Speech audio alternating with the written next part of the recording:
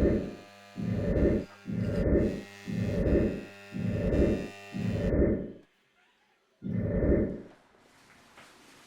عليكم. آسف على التأخير وأعتذر، رجعت لكم مرة ثانية وإن شاء الله نستمر وياكم إذا الله أعطانا الصحة والعافية.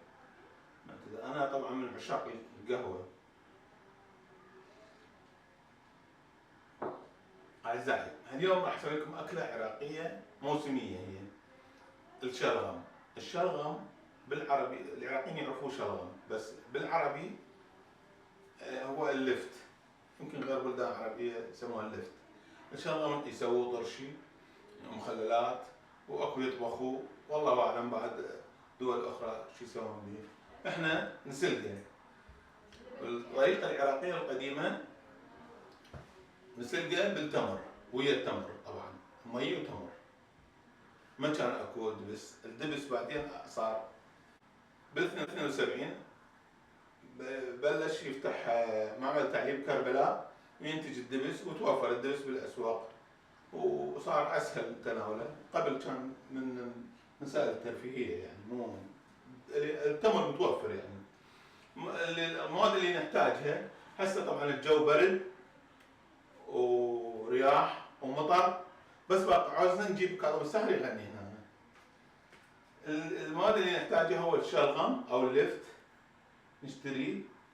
طبعا هذا نقص القمع منه والعرق منه، الجذر، حتى يتنظف زين وينغسل بشكل جيد من التراب او العوالق اللي بيه. ونحتاج الى تمر. التمر لازم يكون مستوي، يعني خستاوي مثلا، او من هذا النوعيه اللي بالباكيت موجود، يعني مو بعد اصفر، لازم لاحق نستخدمه. اذا ما عندنا تمر نقدر نستخدم الدبس. هسه واحد يقول لي شنو الدبس؟ الدبس هو عصير التمر، يعني عصارة التمر طبعا، وجدرية ومي. هسه بعد ما نقطع اللفت او الشلغم ونغسله نجيكم مرة الاخ ونفهمكم الطريقة مال الطبخة ان شاء الله. اشوفكم بعد الغسل. اعزائي، بعد ما قطعنا الشلغم، العفق ماله، يعني الجذور والقمع ماله، وغسلناه غسله تمام، راح نخليه بالجدريه ونضيف المي عليه. درناه بالجدريه والمي لازم يتغطى وفوقه 4 اصابع. بالنسبه للتمر شلون نضيفه؟ هسه واحد يقول شكو تمر، عندك دبس سوي دبس بكيفك، بس احنا نسوي الطريقه العراقيه القديمه الاصليه. راح اضيف نص الكرتونه هذه الباكيت، اضيفها وياه. طبعا افتح الطباخ على 6 واخلي نص الكرتونه واغطيه، اتركه فد 10 دقائق او ربع ساعه كلش زين يفور. ليش نصه؟ حتى بعدين اتحكم بالحلا مالته، اريد حالي كلش اضيف له هوايه، كل شويه اضيف له فد 10 تمرايات او اكثر او اقل حسب حاجتي اليه. اذا دبس اضيف نص الكميه واتركه يفور فد 10 دقائق واذوقه. اذا احتاج حلا اضيف له بعد شويه واتركه ما يفور يلا اذوقه. هسه اغطي هذا الجدر واتركه ربع ساعه. بس خلال هالربع ساعه اريد من عندكم شغله واحده سريعه تقولوا لي، ومو سؤال هذا، يعني مو اختبار، بس ثقافه عامه ومعلومات. شنو الفرق بين الكرفه والغمته للعراقيين؟ الكرفه والغمته، والكرعه والرشفه، والكرفه والغمته، والعضه والقضمه. شنو الفرق بيناتهم؟ وان شاء الله تجاوبوني عليه بالتعليقات. هسه نتركها فد 10 دقائق وبعدين نرجع. اعزائي، بعد ما تركت الجدريه وبيها الشلغم، قلنا الشلغم نختاره قطع مناسبه. اكو اذا قطع كبيره نقطعها بالسكينه حتى تصير قطعه مناسبه.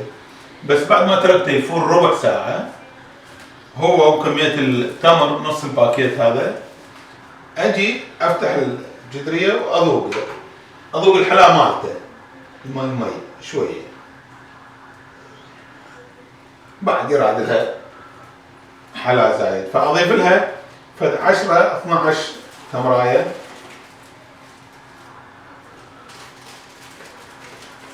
و 15 تمرايه مو مشكله، واتركه الى ان يفور مرتلوخ واجي اذوقه لما اوصل الى النتيجه المطلوبه. ورا ما يفور مرتلوخ فدقيقتين اذوقه، اذا محتاج بعد اضيف، وهكذا الى ان اوصل للحلا اللي مطلوبه له. من يفور ويجهز الحلا مالته اتركه نص ساعه بس، نص ساعه كامله يفور حتى يلحق الشلغم يستوي. والشلغم فوائده هوايه بالياف طبعا، من ضمن فوائده هو يساعد على القضاء على عسره الهضم، يشبع ويدفي بالبرد بالاخص. وان شاء الله هسه بعد نص ساعه ورا ما يفور كملنا الحلا مالته يفور ان شاء الله نشوف النتيجه مالته. اعزائي بعد ما خلينا الشلغم بالجدريه، خلينا المي وخلينا التمر، هذا التمر 600 جرام كافي للكيلو، كلش كافي له. حلاته طيبه ضقناها وهو يفور، خلينا التمر بعدها نتركه يفور نص ساعه يفور. شلون نعرف لحق الشلغمايه الوحده قبل ما نخليها، بما انه هي بيها الياف من تخلي السكينه ما تفوت بسهوله. هسه شلون تعرف استوت؟ تخلي السكينه بيها تفوت السكينه بسهوله للاخير، هذا معناته انه الشلغم استوى جاهز. نشيل وحده نخليها بالماعون ونقطعها، واحنا نقطع ما ننسى بيت الشعر يقول أبغداد لا فاتتك مني تحية يفسر منها ما أراد المفسر. من كتبها؟ الشاعر اسمه، وإذا تعرفون كم بيت شعر وياها أو القصيدة حتى لو تدوروها بالإنترنت وتعرفوها. هسه أنا أشوف جماعة يخلون دبس بعدين ورا ما يطلعوه، هاي جديدة. قبل لا، الدبس نخليه بالمي ونخلي عليه ملح اللي يعجبه. إذا اجوك أصدقاء هيك جو أو عائلة يعجبك تسوي شلغم، احنا قلنا نجيبه بالحجم المناسب مثل هذا حتى كل واحد وحدة تكفيه، إذا يحتاج بعد يخليه. قطعها 4 أجزاء، ناخذ الرابعة، العفو الثالثة، والله أنا ضعيف بالرياضيات تعذروني.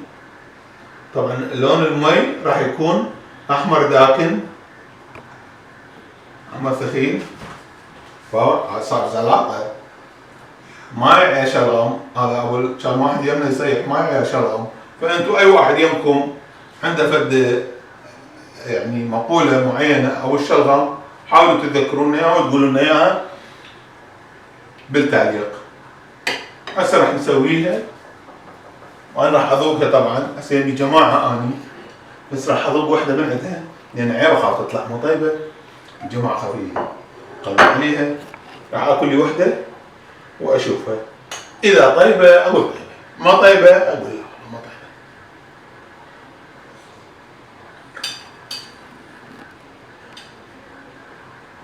يابا هذا لقم، لا تقولوا لي ولا أقول لكم. سووها واكلوها وانطوا لأصدقائكم وأولادكم وعلموها، سووها بالبيت مثل ما يسويها بالعربانة برا.